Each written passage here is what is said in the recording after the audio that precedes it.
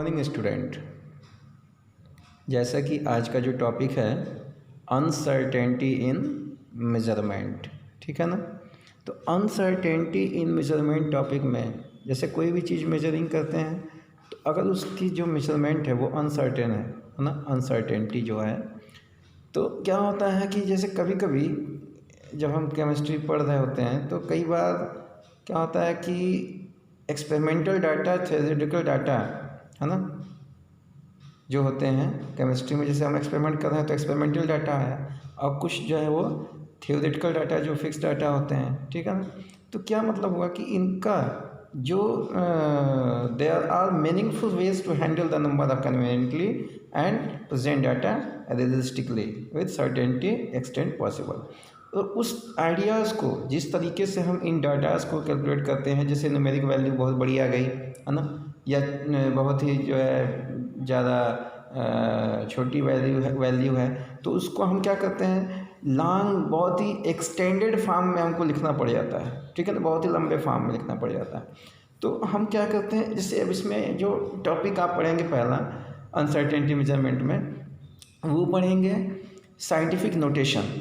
तो scientific notation में है ना, साइंटिफिक नोटेशन में जो केमिस्ट्री पढ़ते समय एटम मॉलिक्यूल्स के मासेस या उनके नंबर्स, अगर एक पर्टिकुलर सबस्टांस है तो उसमें कितने एटम्स प्रेजेंट होंगे, है ना, कितने मॉलिक्यूल्स प्रेजेंट होंगे, है ना। तो ये चीज़ को जानकारी के लिए हमें क्या करना होता है कि जो वैल्यू इनकी आती है ना, जो वैल्यू इनकी आती है, जैसे मान लीजिए कि आपने कहा यहाँ पे जो नंबर आपको दिखाई दे रहा है कि 6022000000000000000, तो ये वैल्यू अगर हम इस तरह से लिखने लगें तो क्या होगा, कहीं ना कहीं हमसे मिस्टेक हो सकती है, यानी कि ज़ीरो कहीं या हो सकता है ज़्यादा हो जाए या हो सकता है कम हो जाए, हमें भूल भी सकता है ना। We can forget this all things, है ना।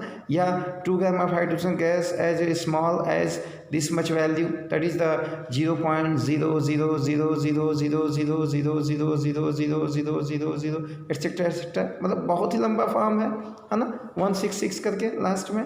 तो इतना लंबा फॉर्म अगर हम कहीं पढ़ने में गलत हो सकता है, तो बिकॉज ऑफ दिस थिंग्स, है ना, या कोई भी वैल्यू जैसे प्लैंक कांस्टेंट की वैल्यू हो गई, या स्पीड ऑफ लाइट की वैल्यू हो गई, है ना, चार्जेस हैं पार्टिकल्स के ऊपर, है ना, चार्जेस होते हैं ना इलेक्ट्रॉन प्रोटॉन के, तो उनके पार्टिकल्स के जो चार्जेस हैं, ये सब जो वैल्यू है वो इतनी छोटी या इतनी बड़ी होती है कि उनके नंबर ऑफ जीरोस, है ना, नंबर ऑफ जो टर्म्स है, जो न्यूमेरिकल वैल्यू है, वो बहुत ही लार्ज फॉर्म में होती है। तो उसको हम साइंटिफिक नोटेशन के रूप में, अगर हम साइंटिफिक नोटेशन के फॉर्म में जाते हैं तो क्या करते हैं, उसको हम पावर के फॉर्म में लिख देते हैं, है ना। पावर के फॉर्म में हम आसानी से उसको लिख सकते हैं। जैसे जो वैल्यू आपके ऊपर थी 602 वाली, तो जैसे मान लीजिए कि उसका 1 मोल की वैल्यू है, तो 1 मोल की वैल्यू जैसे हम लिखते हैं 6.022 इंटू 10⁻23। तो यही वैल्यू है जिसको कि अगर हम एक्सटेंड करके लिखेंगे तो इस तरह से होगा, और अगर हम एक्सपोनेंशियल फॉर्म में लिखें, अगर हम पावर के फॉर्म में लिखेंगे तो आसानी से याद करना भी सही है और उसमें मिस्टेक होने की चांसेस नहीं है, ठीक है। तो इसीलिए ये साइंटिफिक नोटेशन बनाया गया, ठीक है, कोई भी वैल्यू को एक्सपोनेंशियल फॉर्म में लिखने के लिए। मैथमेटिकल रिप्रेजेंटेशन जो है वो हम एक्सपोनेंशियल फॉर्म में करते हैं, पावर के फॉर्म में करते हैं। अब इसी फॉर्म में अगर जैसे इसी वैल्यूज़ का जो वैल्यू आपने देखा, जो बड़ी बड़ी जो वैल्यूज़ थी, तो उन वैल्यूज़ को लेकर के अगर हम डिवीज़न मल्टीप्लिकेशन करते हैं या एडिशन सब्सट्रैक्शन करते हैं तो भी वहाँ पे जो है मिस्टेक हो सकती है ना, या बहुत ही लॉन्ग टाइम टेकन वैल्यूज़ हो जाएंगी। लेकिन अगर उस चीज़ को हम मल्टीप्लिकेशन और डिवीज़न को हम एक्सपोनेंशियल फॉर्म में रखें, साइंटिफिक नोटेशन के फॉर्म में हम रखें अगर इस तरीके से, तो आसानी से हम उसको कैलकुलेट कर सकते हैं, ठीक है। जैसा आपके बुक में एग्जाम्पल के फॉर्म में किया गया है, जैसे एडिशन सब्सट्रैक्शन है तो कैसे उसने पावर के फॉर्म में रखा है और उसको ऐड कर लिया या माइनस कर लिया, ठीक। तो ये सारी चीज़ें आपको ईजी वे में हो जाती हैं, ठीक है।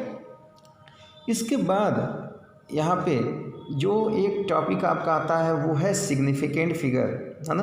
सिग्निफिकेंट फिगर बहुत ही इम्पोर्टेंट टॉपिक है सिग्निफिकेंट फिगर, और इसको आपको जानना चाहिए, है ना, क्या है इसमें। अब देखिए इसमें एक चीज़ आपने देखा कि जो सिग्निफिकेंट फिगर्स हैं उसमें प्रिसीजन और एक्यूरेसी दो टर्म आपके आए हैं, ठीक है ना। दो टर्म क्या है, प्रिसीजन और एक्यूरेसी, ठीक है। अब precision refers to the closeness of various measurement for the same quantity, however accuracy is the agreement of a particular value to true value of result, ठीक है ना। अब देखिए प्रिसीजन जो होता है वो कोई एक वैल्यू दे दिया तो उसके अप्रॉक्स जो वैल्यू आएगी, उसके नियर बाई जो वैल्यू जो आएगी वो प्रिसीजन है कि हम प्रिसाइज कर रहे हैं, अनुमान लगा रहे हैं कि इतना होगा, ठीक है ना। और एक्यूरेसी यानी कि ऑलमोस्ट एक्यूरेट वैल्यू, है ना, that is the almost accurate value, ठीक है। अब जैसे मान लीजिए कि यहाँ पे आपने एक एग्जांपल ले लिया, जैसे कि ट्रू वैल्यू रिजल्ट है मान लीजिए कि 2 gram and a student A takes the 2 measurement and reports the result 1.95 gram and 1.93 gram, ठीक है। दूसरे स्टूडेंट को हमने दिया, उसके पास जो वैल्यू आई वो आई 1.94 ग्राम पहली रीडिंग और दूसरी रीडिंग आई 2.05 ग्राम, ठीक है। तीसरा स्टूडेंट जो सी है उसको जो दी गई वैल्यू, तो उसमें एक वैल्यू उसकी आई 2.01 ग्राम और एक वैल्यू जो आई उसकी 1.99 ग्राम, ठीक है। ये तीनों स्टूडेंट्स के अलग अलग रिजल्ट आपको दिखाई दिए, लेकिन हमारी जो वैल्यू दी गई थी वो रिजल्ट क्या था थियोरेटिकली, वो था 2 ग्राम, ठीक है ना, 2 ग्राम।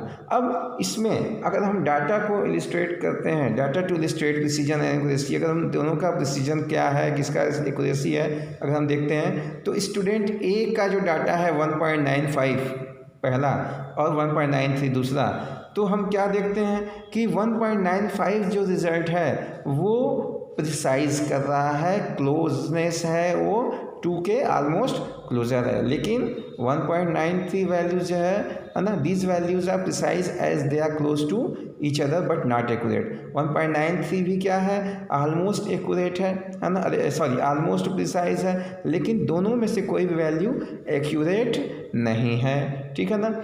दूसरा स्टूडेंट जिसने लिया था 1.95 सॉरी स्टूडेंट बी जिसके की पहली रीडिंग आई थी 1.94 और दूसरी जो रीडिंग आई थी 2.05, तो इसमें देखिए जो दूसरा स्टूडेंट है उसकी रीडिंग के हिसाब से ये ऑब्जर्वेशन ना तो प्रिसाइज है और ना ही एक्यूरेट है, ठीक है ना। इनकी वैल्यू जो है वो ना तो प्रिसाइज है और ना ही एक्यूरेट है, ठीक है। तीसरे नंबर पर जो स्टूडेंट है इनका, है ना, ये थर्ड स्टूडेंट, इसके जो रिपोर्ट है वो 2.01 ग्राम पहली रीडिंग और दूसरी रीडिंग में आता है 1.99 ग्राम। तो ये क्या है, ये दोनों ही कंडीशन में सही है, इसकी जो रीडिंग है वो प्रिसाइज भी है और एक्यूरेट भी है, क्योंकि ऑलमोस्ट जो नियर बाई वैल्यूज होती हैं वो भी है और जो एक्यूरेसी में आता है वो एक्यूरेट भी है, ठीक है ना। तो इसका देखिए चार्ट भी नीचे आपको दिया गया है, मेजरमेंट चार्ट ABC तीनों स्टूडेंट्स का, ठीक है ना। तो ये वैल्यूज़ इस तरीके से प्रिसाइज और एक्यूरेट आते हैं, ठीक है ना। The uncertainty in the experimental or calculated value is indicated by mentioning the number of significant figure, ठीक है ना। नंबर ऑफ सिग्निफिकेंट फिगर के बेस पर ही अनसर्टेनिटी जो होती है एक्सपेरिमेंटल वैल्यू की, कैलकुलेटेड वैल्यू की इंडिकेट करता है वो नंबर ऑफ सिग्निफिकेंट फिगर के बेस पर ही, ठीक है ना।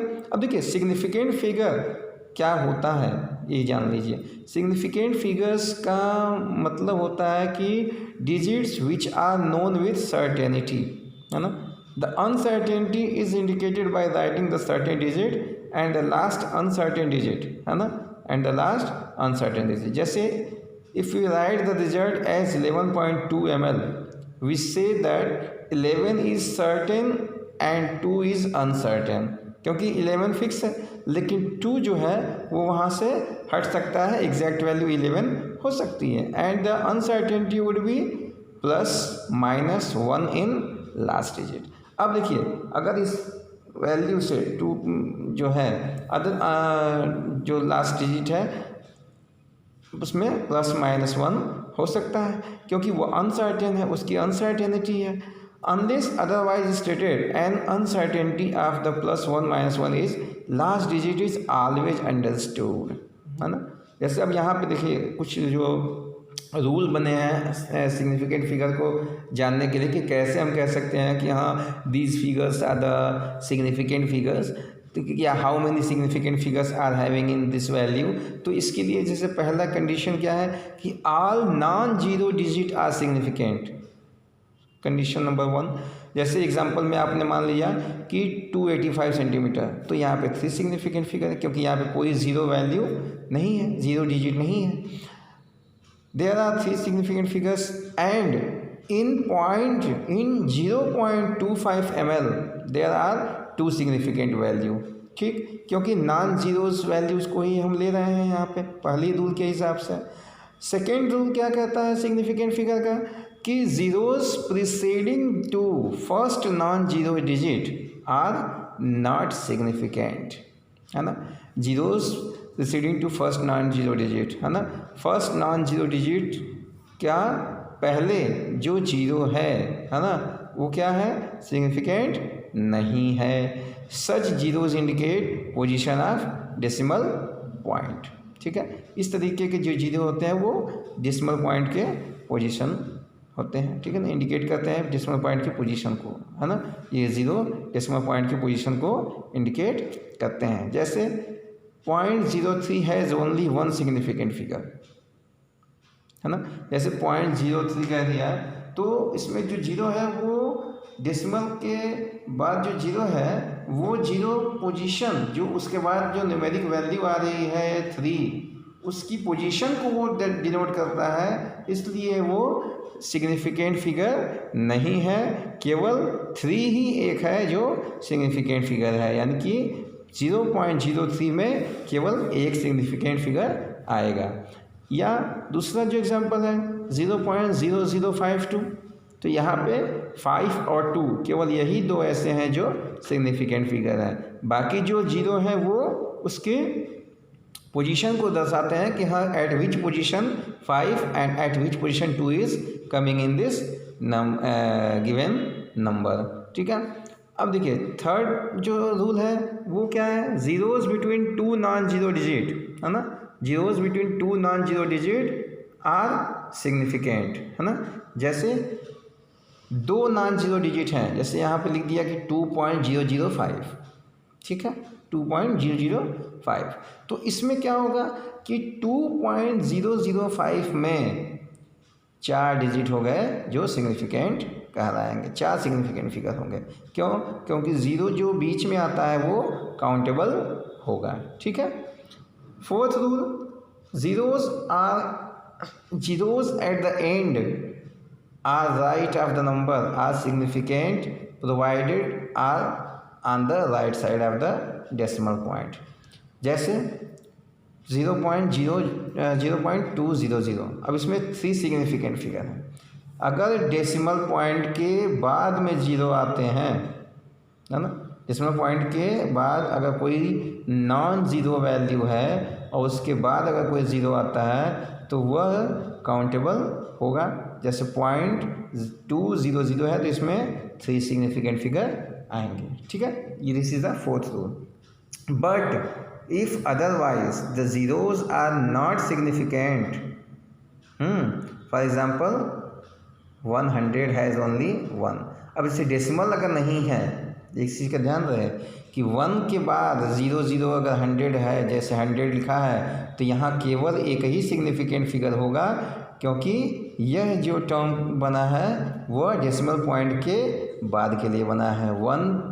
अब यही चीज़ देखिए 100 में केवल एक सिग्निफिकेंट फिगर होगा, 1000 अगर है तो उसमें भी केवल एक सिग्निफिकेंट फिगर होगा, ठीक है ना। उसका फिफ्थ रूल बोलता है कि exact number have an infinite number of significant figure. जैसे for example 2 balls are 20x, there are infinite significant figure exact number as can be represented by the writing infinite number of 0 after placing a decimal।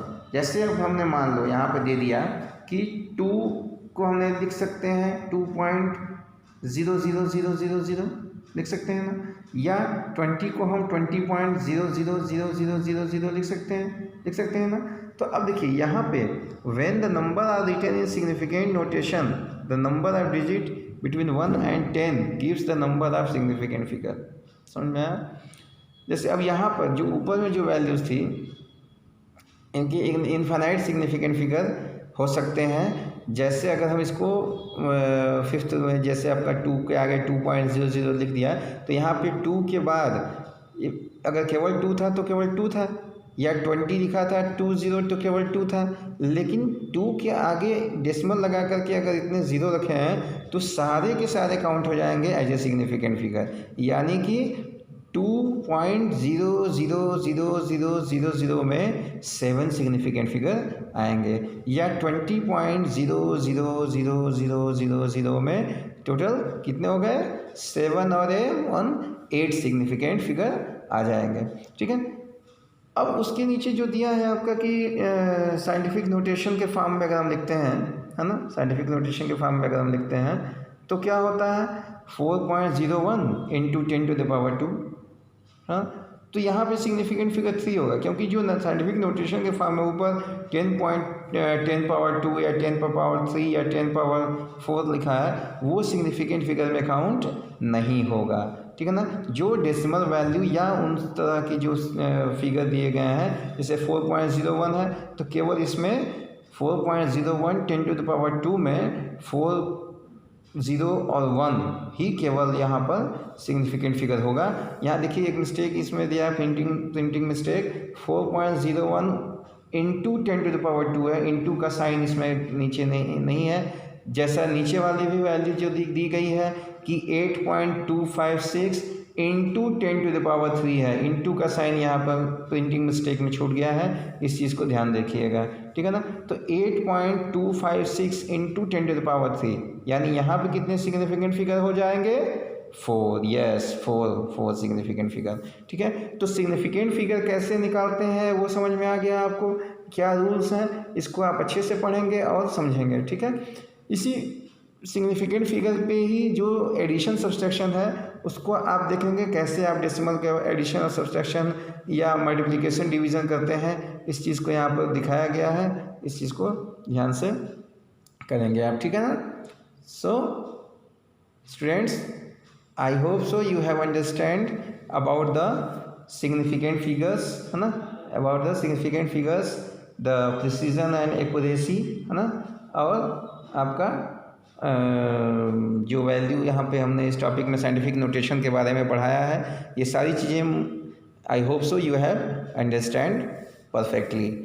If further any query, if further any doubt, then you can comment me. Okay, thank you, have a nice day.